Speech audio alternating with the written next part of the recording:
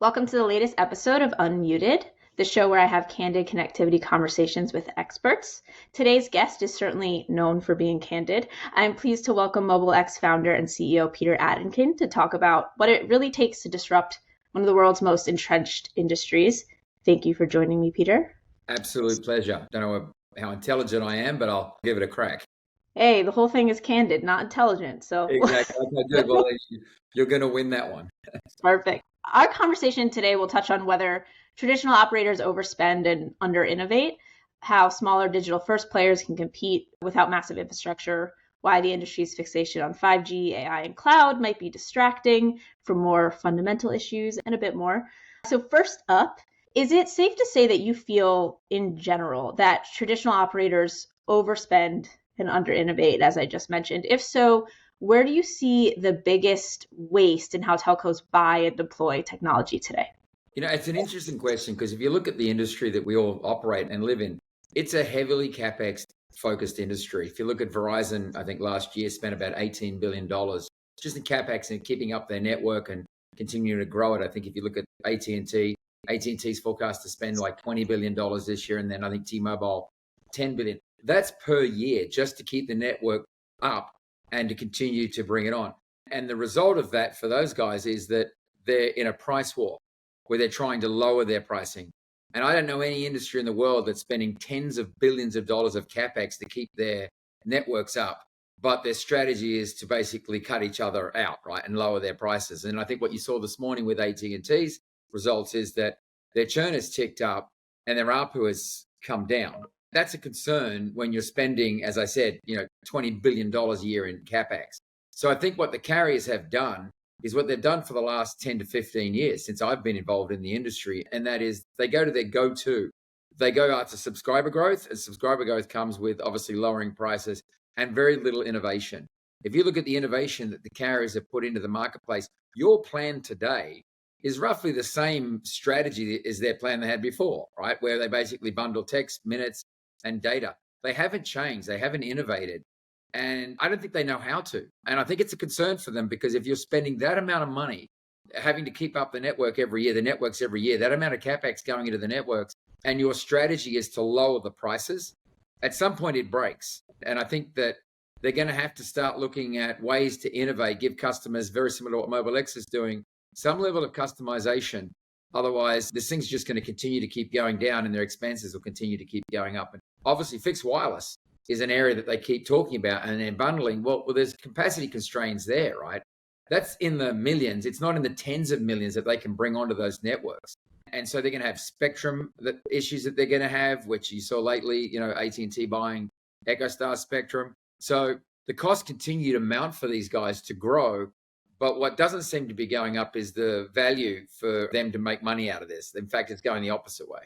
Sure. And sort of in contrast to these big players that we're talking about, MobileX positions itself as lean and agile. But can a smaller digital-first operator really compete on network performance and user experience without the same level of infrastructure scale? Well, I think the carriers, as I talked about, because they're spending so much on the CapEx, are going to need to rely on companies like MobileX to be able to bring in that differentiation and that innovation. I don't think anyone who's leaving university right now who wants to be an innovator and a disruptor is applying at AT&T, Verizon, and T-Mobile, right? I think they're out there looking at companies like ours to say, okay, how can we use networks to be able to disrupt and innovate? So it is a challenge for us. One of the things that I've been pushing very hard for, as you know, is regulation. I've been pushing the FCC and the DOJ to start putting regulations in to be able to protect virtual network operators. So we do have the opportunity to be able to have a go at it. I do look at, I know everyone cites it. I look at Uber and Airbnb. I mean, Uber doesn't own a car. Airbnb doesn't own a room. But yet these guys are disrupting industries. And so, yeah, I do believe that we can disrupt the industry. I think eventually the carriers will realize that they're nothing more than commodities. And their best bet is to bring in brands like MVNO. If you look at the MVNO brand like MobileX, the cost acquisition for a carrier to get a MobileX customer is zero, right? They don't pay anything. And so the more innovative and the more cost effective we are of getting that customer off another carrier, if I'm a CEO of T-Mobile, Verizon and AT&T, I'm kind of deploying more capital and more support behind MVNOs who can get a customer way cheaper than they can. And I think that's the ultimate aim for these carriers. If you're running a carrier and you're like, okay, how much are we going to spend to get that customer? Well, man, here we got MobileX doing it way cheaper than we'll ever be able to do it. Let's kind of put the resources behind them. Yeah. Okay. And so, kind of a different question here, but one I alluded to in my intro, does the industry's obsession with things like 5G, AI, cloud, satellite service, I mean, you name it at this point, does this sometimes distract from more fundamental priorities like pricing, transparency, and service quality, things I know that are really important to you and your company? But you got to remember that these are designed to distract, right? This is what they're there for, right? I remember I lived through the Sprint T-Mobile, 5G. We need it. We're in a race against China. Have you heard about the race against China in the last year? No.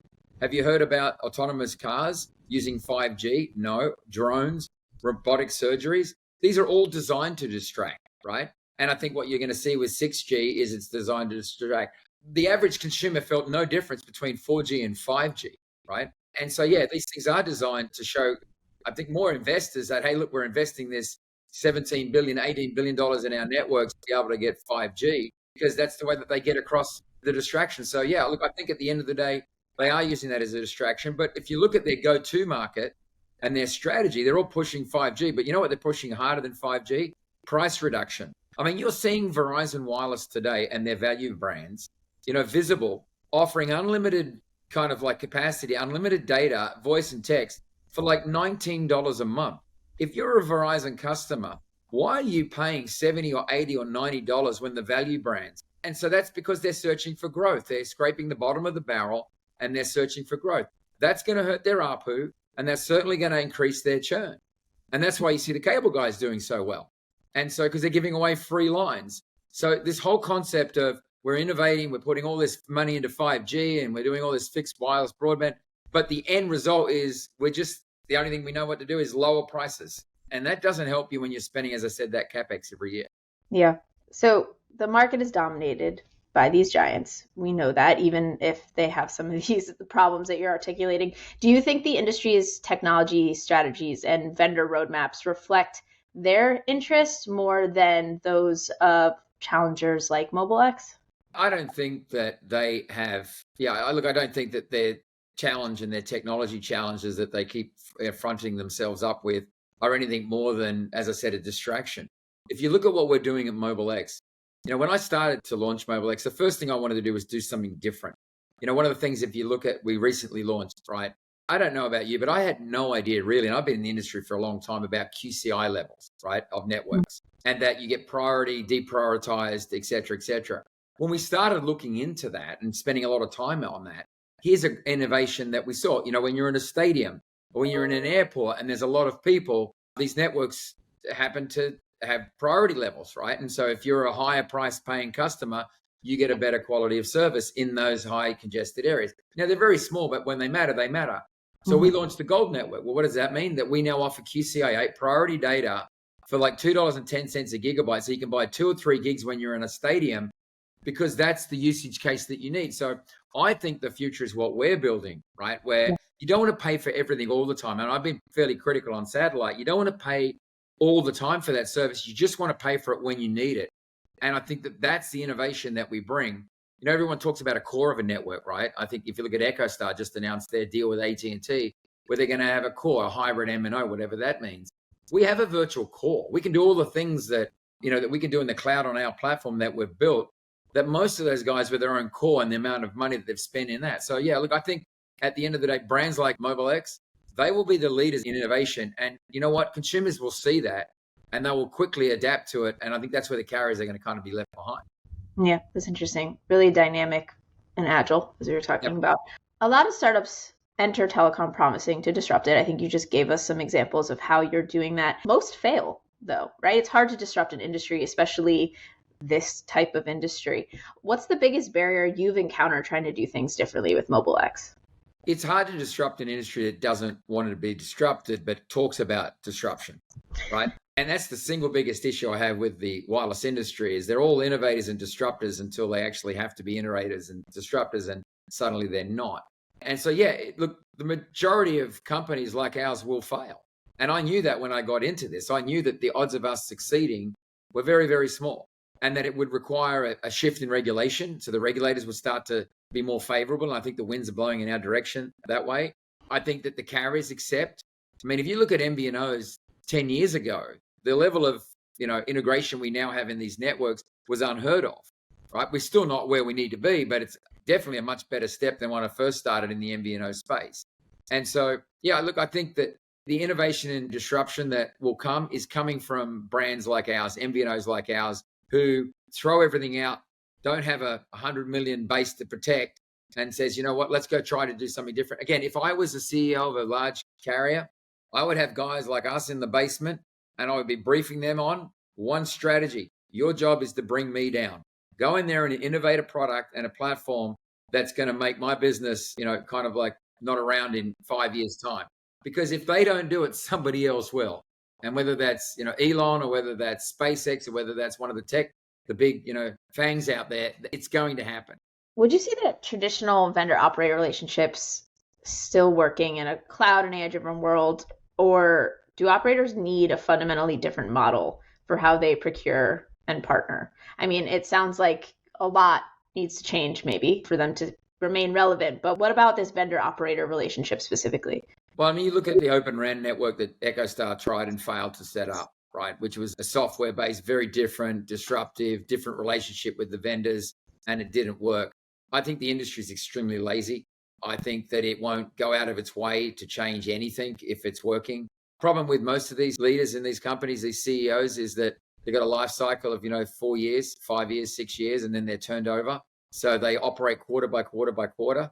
As long as growth's there and the stock moving and their bonus is there, they're not looking out 10, 15, 20 years.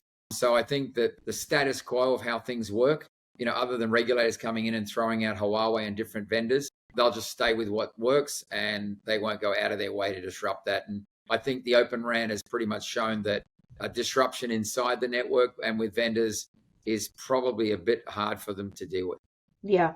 So my last question is one I feel like you've kind of addressed throughout this whole conversation, but I wanted to ask you if you believe operators will ever regain control of the value chain, or they're destined to become just delivery pipes for someone else's technology. I think you kind of sprinkled that in a little bit throughout, but this is the last question, so maybe you can just sort of add your final commentary here. They're a commodity and a dumb pipe and have been so for quite a long time.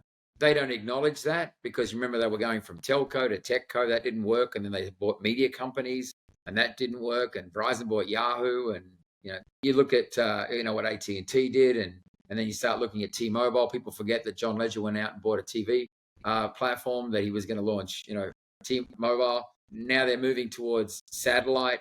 I've been a big critic of them basically enabling Starlink and SpaceX to be the brand that consumers trust. I think if you ask the consumer on the street today that if SpaceX and Starlink were selling a mobile service, a full mobile service, both non-terrestrial and terrestrial, that consumers would feel safer putting their kids and their customers and their families in the hands of that brand than they would Verizon, AT&T, and T-Mobile. I think that going forward, as we look at global connectivity and we break out the boundaries, I think there are brands that they're enabling that are actually going to be their competitors. And so, I think that they will be a dumb pipe. And I think consumer-focused brands like ours, MobileX, SpaceX, Starlink, that's entrusting the consumers to trust us, knowing that we will save them money, we'll give them innovation, and we'll give them global connectivity. I think that that's the value. I don't think AT&T, T-Mobile, and Verizon have brands today that will resonate unless they do something significantly different that will resonate in the next 5 years. I just don't see consumers doing that. In fact, I think that they'd probably more likely sign up at a tech company, as I said, like SpaceX, than an Amazon, than they would going with a Verizon, T-Mobile, or AT&T. So that's a real challenge for them going forward. Yeah, absolutely. Well, Peter, thank you so much for your time and for this conversation. Pleasure. Thank you.